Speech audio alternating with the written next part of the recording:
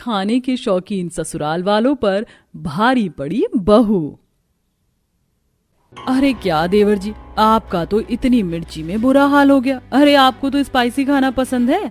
आप ही तो मुझे कहते हैं कि भाभी खाने में भर भर के मिर्ची डालिए, और जब मैंने मिर्ची डाली तो आपका ये हाल हो गया। माँ जी, पिताजी, आप लोग खाना क्यों नहीं खा रहे? आज तो मैंने आप सबकी पसंद का खाना बनाया है। हाँ बहू, हम खा रहे हैं। अब कैसे खाऊं मिर्ची से भरा खाना, मेरे तो कानों से धुआं निकलने लग जाएगा। भावना, तुम्हें तो आज शाही पनीर खाना था। देखो मैंने कितना टेस्टी शाही पनीर बनाया है। आज मैं अपनी नंद को अपने हाथों से खिलाती हूँ। ये लो, जल्दी से मुंह खोलो। अरे नहीं भाभी, आपका इतना प्यार देखकर तो मेरी आंखों में आंसू आ गया। आप रहने दीजिए, मैं खुद खा लूंगी। पूरे परिवार की मिर्ची से भरे खाना खाने की वजह से हालत खराब हो गई थी। आखिर ऐसा क्या हुआ था जो कृतिका को अपने ही ससुराल वालों को इतना मिर्ची भरा खाना खिलाना पड़ रहा था, और क्यों कृतिका अपने ससुराल वालों पर ये खाना खाने का दबाव डाल रही थी? आइए इसके पीछे की कहानी को जानते हैं।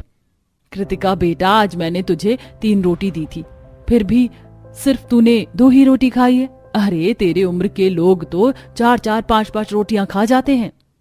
आप जानती हैं ना कि मैं एक फिजिकल टीचर हूँ। बच्चों के साथ साथ खुद को भी फिट रखना जरूरी है, इसलिए मैं लिमिटेड खाना खाना पसंद करती हूँ। तू और तेरी ज्ञानी बातें मुझे तो कभी पल्ले पड़ती ही नहीं। चल अब जल्दी से तैयार हो जा, तेरी शादी का लहंगा खरीदने के लिए जाना है। कृतिका की कुछ ही हफ्तों में शादी होने वाली होती। समय गुजरता है और आखिरकार कृतिका की शादी हो जाती है, और आज कृतिका की पहली रसोई की रस्म होती है।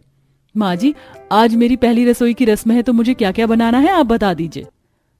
सब्जी में तो पालक पनीर, मलाई कोफ्ता, शाही पनीर, मटर पनीर, दम आलू मिक्स वेज और पनीर की भुर्जी बना लेना, और 30 बटर नान, 30 लच्छेदार पराठे और 10 सादी रोटी बना देना। मीठे में तो रसमलाई, कलाकंद और मूंग दाल का हलवा, और हाँ, सबके लिए वेज दम बिरयानी बनाना भूलना मत, ठीक है?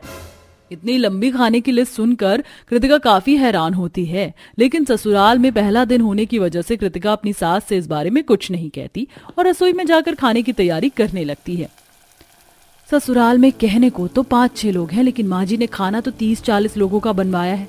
लगता है कुछ मेहमान आ रहे होंगे, वरना इतना सारा खाना ये लोग थोड़ी ना खा सकते। कृतिका जल्दी जल्दी खाने की तैयारी करती है और लगभग 2 घंटे में सारा खाना बनाकर तैयार कर देती है। टेबल पर खाना लगते ही कृतिका के ससुराल वाले हपसियों की तरह खाना खाने लगते हैं, जिसे देख कृतिका, ओह माय गॉड, इन लोगों के अंदर क्या कोई हैवान आ गया है? किस तरह से खाना खा रहे? मुझे तो लगा कि इतना सारा खाना इन्होंने मेहमानों के लिए बनवाया है, लेकिन ये सारा तो इनका खुद का ही खाना है। अपने ससुराल वालों को इस तरह खाना खाता देख कृतिका समझ जाती है कि अब उसके ससुराल में उसकी अच्छी वाट लगने वाली है। अरे यार, अभी आधे घंटे पहले तो नाश्ता बनाकर हटी थी, और अब फिर से इतना सारा खाना बनाना पड़ रहा है। जब से शादी हुई है तब से आधे से ज्यादा दिन तो मेरा रसोई में ही खाना बनाते बनाते निकल जाता है। बेचारी कृतिका को सुबह 4 बजे उठकर सभी के लिए नाश्ते की तैयारी करनी पड़ती थी। अरे कृतिका, अभी तो सुबह के 4 बज रहे हैं, तुमने कमरे की लाइट क्यों ऑन कर दी? तुम्हारे भुक्कड़ परिवार वालों को नाश्ता बनाकर नहीं देना है क्या? हाथी जितना तो वो लोग भर भर कर खाना खाते हैं। इतना खाना बनाने के लिए सुबह 4 बजे नहीं तो क्या दोपहर के 12 बजे उठूंगी? अपनी पत्नी को इतना गुस्सा देख अनुराग डर के मारे मुंह पर चादर ओढ़कर सो जाता है। ऐसे ही अगले दिन कृतिका जा रही होती है तो सास उसे रोकते हुए बोलती है, अरे कृतिका बहू, कहाँ जा रही है? माँ जी, मेरी सहेली का आज बर्थडे है तो उसी के साथ मूवी देखने के लिए जा रही हूँ। 4 बजे की मूवी है तो मैं 7 बजे तक आ जाऊंगी। लेकिन अभी तो 1 ही बज रहा है। एक काम कर, तू जाकर हमारे खाने की तैयारी कर, खाना बनाकर आराम से चली जाना। कृतिका किचन में जाकर खाना बनाने लगती है। खाना बनाते बनाते ही कृतिका को 4 बज जाते हैं और बेचारी मूवी के लिए नहीं जा पाती है। इन लोगों की वजह से तो अब मेरा घर से बाहर निकलना भी दुश्वार हो गया है। न चैन से बैठ सकती हूँ, न सो सकती हूँ, और न ही कहीं बाहर जा सकती हूँ। अब मुझे ही कुछ करना होगा। आज तक मैंने स्कूल में ढीठ से ढीठ बच्चों को ठीक किया है, तो ये मेरे ससुराल वाले क्या चीज है? अब देखना मेरे प्यारे ससुराल वाले कैसे एक बहू तुम सब लोगों पर भारी पड़ती है। भाभी, मेरे लिए आज आप व्हाइट सॉस पास्ता और नूडल्स बना देना। ठीक है भावना। कृतिका किचन में खाना बना रही होती है कि तभी अचानक कृतिका को छींक आती है और वो अपने हाथों से अपनी नाक साफ कर उन्हीं हाथों से आटा गूंथने लगती है, जिसे देख भावना, हाय हाय भाभी, ये क्या किया आपने? कम से कम हाथ तो धो लेती, आपने अपने गंदे हाथों से आटा गूंथ दिया। अरे तो कौन सा मेरे हाथों में कीड़े मकोड़े थे? तुम्हें पता है बाहर स्ट्रीट फूड वाले भी तो इन्हीं हाथों से खाना बनाते, तभी तो खाने में इतना स्वाद आता है। छी भाभी। भावना मुंह बनाकर किचन से चली जाती है, जिसे देख कृतिका हंसने लगती है। ये तो बस शुरुआत है, आगे आगे देखते जाओ मैं क्या क्या करती हूँ। कृतिका जानबूझकर रोटियां जला देती है, चावल ठीक से पकने नहीं देती और सब्जी में बिल्कुल भी नमक नहीं डालती, जिसे खाकर कृतिका बहू, ये कैसा खाना बनाया है तूने? अपने ससुराल वालों को खाना दे रही है या जानवरों को? रोटियां तो इतनी कड़क हैं कि मुझसे चबाई भी नहीं जा रही हैं। माँ जी, इंसानों के लायक खाना बनाऊंगी तो ठीक बनेगा ना। आप लोगों तो हैवानों के जितना खाना खाते, तो थोड़ी बहुत तो गलती होगी ही। कोई बात नहीं, अब आप खा लीजिए, मैं शाम को खाना ध्यान से बनाऊंगी। बेचारे ससुराल वालों को ना चाहते हुए भी अपने पेट की भूख शांत करने के लिए कच्चा, जला हुआ और बिना नमक का खाना खाना पड़ता है, और ऐसे ही कुछ दिन गुजर जाते हैं। अरे कृतिका बहू, ये तू मंडी से कैसी सब्जियां लेकर आई है? सारी की सारी सड़ी हुई सब्जी हैं। क्या तुझे सब्जियां लेना नहीं आता? माँ जी, ये सारी सब्जियां काफी सस्ते दामों में बिक रही थी, तो सोचा ले लूं। आप फिक्र मत करिए, मैं इन्हें साफ करके बनाऊंगी। इतना कहकर कृतिका सड़ी सब्जियों का थैला ले जाकर किचन में रख देती है कि तभी कृतिका के पीछे पीछे सोमलता भी किचन में आती है। सोमलता जैसे ही किचन का नजारा देखती तो उसके पैरों तले जमीन खिसक जाती है। पूरा सिंक गंदे बर्तनों से भरा हुआ था, गैस पर सब्जी बिखरी हुई थी और किचन के स्लैब पर गंदगी में मक्खियां भिनभिना रही थी। तूने क्या हालत बना दी हमारे किचन की? सफाई नहीं करती है क्या तू? करती हूँ ना माँ जी, हफ्ते में एक बार। वो क्या है ना, आप लोग पूरा दिन तो खाते ही रहते हैं, तो इसलिए मुझे भी पूरा दिन बस खाना बनाना पड़ता है। अब मैं खाना बनाऊंगी या रसोई साफ करूंगी। इतना कहकर कृतिका गंदी स्केल रखकर सब्जियों को थोड़ा बहुत साफ करती है और सिंक में से गंदे बर्तन निकालकर उसके अंदर सब्जी चढ़ा देती है, जिसे देख सोमलता का उल्टी जैसा मन हो जाता है और वो फौरन किचन से बाहर निकल आती है। कृतिका की ऐसी हरकतों को देखते हुए अब घर में किसी का ठीक से खाना खाने का मन नहीं करता था। अरे ये 2 चम्मच मिर्ची तो बहुत कम है, 2 चम्मच और डाल देती हूँ। अरे ये तो मुझे अभी भी कम लग रहा है, थोड़ा और डाल देती हूँ। उप्स, मेरे से तो डब्बे की सारी मिर्च सब्जी में गिर गई। कृतिका जानबूझकर सारा लाल मिर्च का पाउडर सब्जी में डाल देती है और जैसे ही कृतिका के ससुराल वाले खाना खाने आते हैं तो उनके नाक, मुंह, कान, शरीर के हर छेद से धुआं निकलने लगता है। कृतिका, तुमने तो मिर्ची डालने की सारी हद ही पार कर दी। भाभी, बहुत तेज सब्जी है, मुंह जल गया मेरा तो। लेकिन आपको तो तेज खाना पसंद है ना। चलिए कोई बात नहीं, आप रहने दीजिए। माँ जी, पिताजी, भावना, आप लोग तो खाना खाइए। सब कुछ मैंने आपकी पसंद का बनाया है, वो भी बिना जलाए। आज मुझे अपने दोस्त से मिलने के लिए जाना था, वो कब से मेरा इंतजार कर रहा है। मैं वहां से आकर खाना खा लूंगा। मुझे तो याद आया कि आज तो मेरा बुधवार का व्रत था बहू, तो मैं अब शाम को ही व्रत तोड़कर खाना खाऊंगी। भावना, तुम तो खाना खाओगी ना? तुम्हारी भाभी ने इतने प्यार से तुम्हारे लिए खाना बनाया है, मैं तुम्हें अपने हाथों से खाना खिलाती हूँ। भाभी, मैं खा तो लेती, लेकिन सभी लोग कोई ना कोई बहाना करके डाइनिंग टेबल से भाग जाते हैं, जिससे देख कृतिका हंसने लगती है। वहीं उसके ससुराल वाले, माँ, मुझे तो लगता है कि भाभी पागल हो गई है। देख नहीं रहे हो आप लोग, आजकल वो हमें कैसे कैसा खाना खिला रही है। उनके खाने को देख देख कर मेरा तो खाना खाने का शौक ही खत्म हो गया। मैं तो कह रहा हूँ तुम दोनों माँ बेटी मिलकर खाना बनाओ, वरना मैं तो बहू के हाथ का खाना खाकर ही परलोक से धार जाऊंगा। हाँ भावना बेटा, आज से हम दोनों ही खाना बनाएंगे। दोनों माँ बेटी खाना बनाने की ठान तो लेती हैं, लेकिन जब वो खुद किचन में जाकर सबके खाने के मुताबिक ढेर सारा खाना बनाती हैं तो उनकी हालत खराब होने लगती है। मुझे ये तो पता था कि हमारा परिवार खाने का शौकीन है, लेकिन इतना ज्यादा खाने का शौकीन है ये नहीं पता था।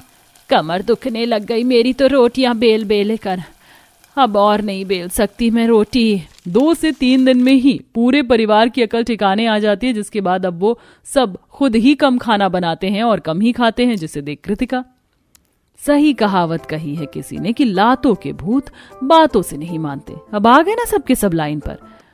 पिताजी, मेरे लिए क्या लेकर आए हो? मेरी राजकुमारी बेटी, तेरे लिए चाउमीन और मोमोज लाया हूँ। थैंक यू पिताजी। सृष्टि चाउमीन और मोमोज लेकर अपने कमरे में चली जाती है, जहाँ पर उसकी जुड़वा बहन नेहा भी होती है। लगता है पिताजी खाने का कुछ लेकर आए हैं। नेहा बहुत खुश होकर अपने पिता के पास जाती है। पिताजी, आप मेरे लिए कुछ नहीं लेकर आए? अरे मैं तो भूल ही गया था। ये सुनते ही नेहा बहुत उदास हो जाती है। अरे अरे, उदास क्यों हो रही हो? भला मैं तुम्हें भूल सकता हूँ क्या?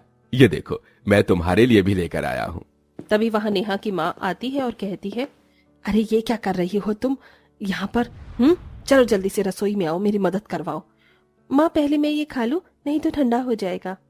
कोई छीन नहीं रहा तुमसे, चलो पहले काम करवाओ। सरस्वती के आगे जगदीश भी कुछ नहीं बोल पाता था, जिसके चलते नेहा पहले रसोई में जाती है और अपनी माँ के सारे काम सुनती है। सरस्वती अपनी गोरी बेटी को ज्यादा और काली बेटी को कम प्यार किया करती थी, लेकिन जगदीश के लिए दोनों बराबर थीं। ओह माय गॉड, मुझसे ये पढ़ाई नहीं हो रही, थोड़ी देर फोन चला लेती हूँ। सृष्टि ऐसा कहकर फोन चला रही होती है। इधर नेहा को काम करने के बाद खाने को मिलता है, जिसके बाद वो कल के एग्जाम के लिए तैयारी करने अपने रूम में पहुंच जाती है। कल एग्जाम है, मुझे तैयारी कर लेनी चाहिए। क्या कर रही हो तुम? चलो जरा मेरे सर में तेल लगा दो। माँ, लेकिन मुझे अभी पढ़ाई करनी है। और ये पढ़ाई करके भी कौन सा तुम कलेक्टर बन जाओगी? जो कहा है उसे सुनो। इस तरह सरस्वती अपनी माँ की बात सुनती है, जिसके बाद वो आधी रात तक पढ़ाई करती है। अगले दिन वो सुबह उठकर समय पर एग्जाम देने पहुंच जाती है। इधर सृष्टि एग्जाम में कुछ भी नहीं लिख पाती और उधर नेहा सारे क्वेश्चन के आंसर करके आती है। नेहा अपनी ग्रेजुएशन कंप्लीट करने के बाद सिलाई और ब्यूटी पार्लर सीख लेती है, लेकिन सृष्टि को तो फोन चलाने से ही फुर्सत नहीं मिलती। इस बीच जगदीश का दोस्त उसे कॉल करके रिश्ते के लिए कहता है। अरे भाई, मेरे 2 बेटे हैं, उनका रिश्ता करवा दे। अच्छा, तेरे 2 बेटे हैं? मुझे तो पता ही नहीं था। वैसे मेरी भी 2 बेटियां हैं और दोनों ही जुड़वा हैं। ये लो, कर लो बात। बगल में छोरा, शहर में ढिंडोरा। अच्छा, फिर मेरी तरफ से रिश्ते की बात पक्की। अब दोनों दोस्त मिलकर रिश्ते को पक्का कर देते हैं। कुछ दिनों में शादी की तैयारियां भी शुरू हो जाती हैं। अपने ससुराल जाकर एक साथ खुश रहना। मैं तो खुश ही रहूंगी। पिताजी, आप अपना ख्याल रखना। हमारी शादी के बाद मुझे आपकी बहुत याद आएगी। नेहा ऐसा कहकर अपने पिता को गले से लगा लेती है। 2 दिन बाद ही उनकी शादी आ जाती है। शादी करके दोनों अपने ससुराल पहुंच जाती हैं, जहां सब उनके गृह प्रवेश के लिए दरवाजे पर खड़े होते हैं। अरे आ गई मेरी दोनों बहू, कितनी प्यारी लग रही हैं। लेकिन इतना लंबा घूंघट क्यों किया है? चलो घूंघट ऊपर करो। संगीता के कहने पर दोनों अपने घूंघट को ऊपर करती हैं। अरे संगीता, तूने ये क्या ढूंढा है? इतनी काली बहू। तुम्हारी तरह मैं भी हैरान हूँ। पता नहीं मेरे पति ने क्या देखा इस काली लड़की में। मेरी भाभी इतनी काली, बिल्कुल काले तवे जैसी। गृह प्रवेश में खड़ी हुई सभी लेडीज सृष्टि को ही देख रही होती हैं, जिसके चलते सृष्टि बहुत खुश होती है और शर्माने भी लगती है। संगीता सृष्टि की ही आरती उतारती है और उसका बहुत अच्छे से गृह प्रवेश करके उसे घर में ले आती है। बेचारी नेहा घर के बाहर ही खड़ी रह जाती है। अरे, मेरा गृह प्रवेश तो हुआ ही नहीं, अब मैं क्या करूं? अब यहीं खड़ी रहोगी या फिर घर के अंदर भी आओगी? चलो घर के अंदर।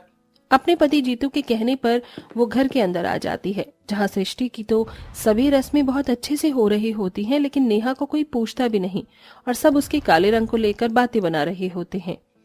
बाप रे बाप, इतनी काली बहू तो मैं कभी अपने घर में नहीं लेकर आऊंगी। देखो तो सही, बिल्कुल काली कलूटी है। पहले दिन से ही नेहा किसी को भी पसंद नहीं आती। उसे इस बात का बहुत दुख होता है, लेकिन फिर भी वो किसी से कुछ नहीं कहती। जहाँ सृष्टि की सारी रस्में हो रही होती हैं, वहाँ नेहा एक कोने में खड़ी होती है। मैं बहुत ज्यादा थक गई हूँ माँ जी, अब मुझे आराम करना है। मेघा, जा जरा अपनी भाभी को उसका कमरा दिखा दे। मैं तो इतने समय से अपनी पहली रसोई की रस्म का इंतजार ही कर रही थी।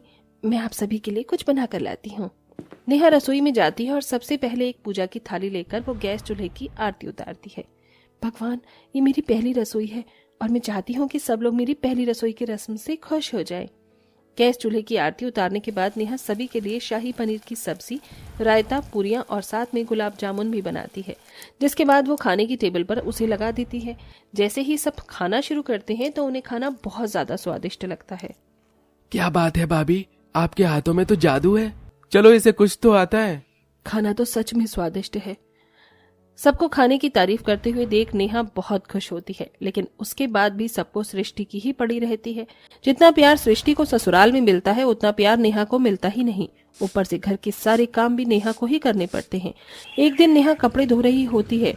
उस दिन संगीता को एक पार्टी में जाना होता है, जिसके लिए वो अपनी बहुत महंगी और सबसे प्रिय साड़ी लाकर सृष्टि को देती है। सृष्टि बहू, जाओ इसे ऊपर प्रेस कर दो।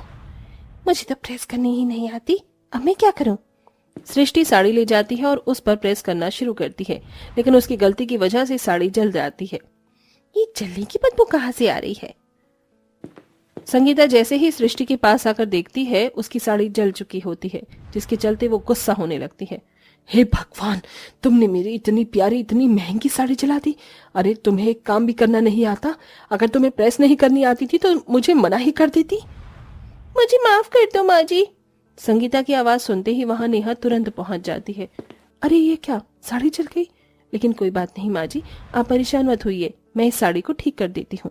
नेहा अपनी सास की साड़ी ले जाती है और उस पर अपनी सिलाई कढ़ाई करके उसे पहले की तरह बिल्कुल ठीक कर देती है, जिससे पता ही नहीं चलता कि साड़ी जली भी थी। अरे वाह, तुम तो बहुत काबिल हो। तुम्हारे अंदर तो हर एक चीज का गुण है। रंग रूप में क्या रखा है, बहू के अंदर गुण होने चाहिए। इस तरह संगीता इस बार सृष्टि को ताने देकर चली जाती है और सृष्टि को ये बिल्कुल भी पसंद नहीं आता। अच्छा, तो मेरी ही जुड़वा बहन अपने नंबर बना रही है और मुझे सभी की नजरों में गिरा रही है। अब मैं बताती हूँ इसे, अब मैं इसके सारे काम बिगाड़ दूंगी। उस दिन के बाद से सृष्टि अपनी ही जुड़वा बहन के सारे काम बिगाड़ना शुरू कर देती है, जिसके चलते नेहा को घर में डांट भी पड़ जाती है। लेकिन एक दिन संगीता सृष्टि को रंगे हाथ पकड़ लेती है। तुम्हारी बहन ने मेहनत से ये सफेद कपड़े धोए थे और तुमने इन कपड़ों को बाल्टी में डालकर इनके अंदर नील मिला दिया। माँ जी, मैं तो बस करो बहू, सफाई देने की जरूरत नहीं है। अरे तुमसे लाख गुना अच्छी है तुम्हारी काली बहन। वो रंग में काली है लेकिन दिल की बहुत साफ है। और तुम, ना तो तुम्हारे अंदर कोई गुण और ना ही कोई समझदारी। अपनी बहन से कुछ सीखो। अपनी सास के मुंह से ये सब सुनने के बाद सृष्टि को अपनी गलती का एहसास होता है और वो अपनी सास के साथ साथ अपनी जुड़वा बहन से भी माफी मांगती है। मुझे माफ कर दो दीदी, मुझे ऐसा नहीं करना चाहिए था। मैंने आपके साथ बहुत बुरा किया, लेकिन अब मुझे अपनी गलती का एहसास है। मुझे कुछ नहीं आता। आज से आप मुझे घर की आज्ञाकारी बहू बनाओगी। नेहा अपनी जुड़वा बहन सृष्टि को गले से लगाती है। मुझे भी माफ कर देना बहू, मैं तुम्हारा गृह प्रवेश अच्छे से नहीं करा पाई, लेकिन अब मैं तुम्हारा गृह प्रवेश दोबारा करूंगी। इस तरह संगीता अपनी काली बहू का गृह प्रवेश दोबारा से करती है और बहुत अच्छे से करती है। उसके लाल पैर घर के फर्श पर भी चपवाती है, जिसके बाद नेहा अपने ससुराल में अपनी जुड़वा बहन के साथ खुशी खुशी रहने लगती है।